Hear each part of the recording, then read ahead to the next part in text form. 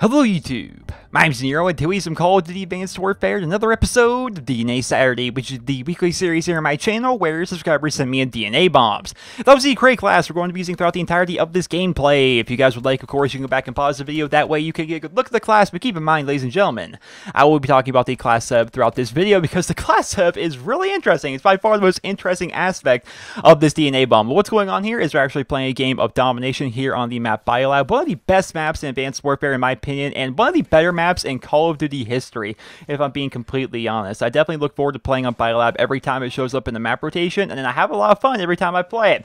Just my own personal opinion on that. I really feel as though Biolab is one of the better maps in Advanced Warfare, and overall, if you compare it to a lot of the maps in Call of Duty's history, it's one of the best maps of all time, in my opinion. It is really, really good. But again, what's happening here is a game of domination on Biolab, running around a very, very unique class that was put together by a guy that goes by the name of Imaz, who of course is the player that submitted this particular DNA bomb, and towards the end of the video we'll be talking about his channel, as well as you guys can find a link to his channel down in the video description. So the footage that he sent me, right, the initial video that he sent me to download and use for this episode of DNA Saturday, the title of the video was, this is the I don't know why I made this class DNA bomb, which is completely understandable. That's a completely accurate name for this class because it really makes no sense. What we're doing here is we're going to be overkilling two very good assault rifles with tons of attachments while using no perks and a couple of score streaks and an exo ability. It's really weird. It's a very unique class overall, using all 13 spots in his career class.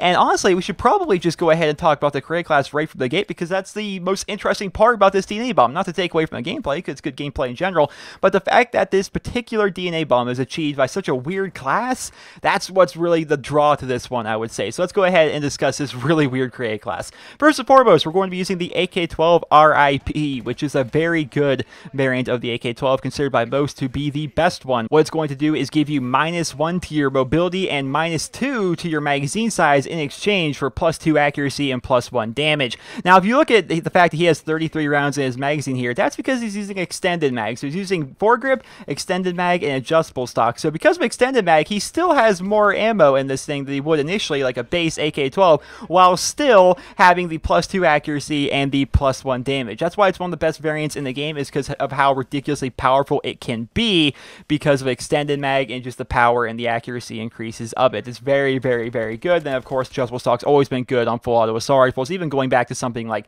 you know, Call of Duty Black Ops 2. If you look back to that game and you see people using the AN-94 with adjustable stock and quick draw, it's just a very good setup, and the same is true for the AK-12 here in Advanced Warfare. For the second weapon, because of course we're going to be using Overkill, we're going to be using the IMR Thunder Tusk, which is a pretty good variant overall. It's not the greatest. It gives you +3 to accuracy, -1 to your handling, and -2 your magazine size, but still it's a pretty good variant overall. It's just nothing, it's not as great as the AK-12 RIP. It's on the same level, I would say, but on that he's got extended mag and he's got adjustable stock, and aside from that he has no perks. He's using 2 kill streaks, the UAV and system hack, which are pretty standard kill streaks. We see those on just about every single class here on DNA Saturday because they're both just ridiculously good.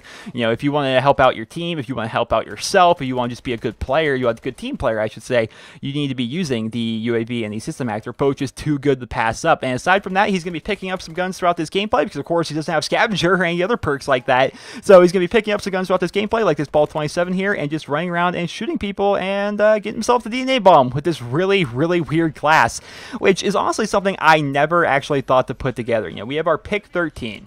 We have our pick 13 system here in this game, and with that system we can have up to 4 score streaks, we can have 2 primary weapons if we would like, we can have 3 attachments on our primary weapon, 2 attachments on our secondary weapon, we can have up to 6 perks, 2 perks in each slot, we can have an exo ability, we can have a perk that extends our exo ability, we can have up to 2 grenades, you know, we can have 2 stun grenades, we can have 2 frag grenades, anything like that. We can do a lot with our create class, but I never thought to do a class with no perks and just trying to like max out all of the attachments on multiple guns, because usually you see people do the opposite end of that, where they have a weapon with no attachments and they just try to max out as many perks as they can get. This is kind of like the opposite end of the spectrum in that regard. So I thought it was a pretty unique overall DNA bomb, especially for the create class, and the gameplay itself is also fantastic. So overall, I would say this is a very good submission for DNA Saturday, and I'm happy to have featured it, and hopefully you guys are enjoying watching it as well, because it's going to be over pretty soon. It's a very fast overall DNA bomb, especially for somebody who's not using any perks, somebody that isn't using low profile. if they were to call in a UAV as we pick up the kill right there right before halftime, if they call in the UAV, he's showing up on that HUD. If they call in a kill streak, let's say, for example, they use something like a Warbird. If a Warbird goes up or a remote turret goes down that has the sentry put on or anything like that, he's going to die to those. They're going to kill him because he doesn't have blind eye on. If he gets into like a really close gunfight to somebody that's using a really good gun, he might lose because he doesn't have toughness. He's dashing around the map all this time. He doesn't have Blast Suppressor. You know, he's at all of these disadvantages and yet has somehow found a way to continue to come out on top in all of his gunfights. And I definitely think that is something to kind of marvel at when you watch gameplay like this. Now watch this. He's going to come out here. He's going to duck down here. This guy's going to chase after him. He's going to jump up and the guy's like, oh, where'd you go? He's going to jump back down into picking him off. I just thought that was a particularly funny moment of the DNA bomb itself. That's one of the things that when I was watching this gameplay and kind of previewing it like I do with all the episodes of DNA Saturday, I'm like, that was actually kind of a cool little moment there. But he's actually going to be picking up the DNA bomb right there on those guys on the B flag. Ladies and gentlemen, that is how you pick up a DNA bomb with no perks, overkilling 2 guns randomly, which are both assault rifles, which you don't see overkill. You know, you just never see overkill in Call of Duty unless it's with a sniper.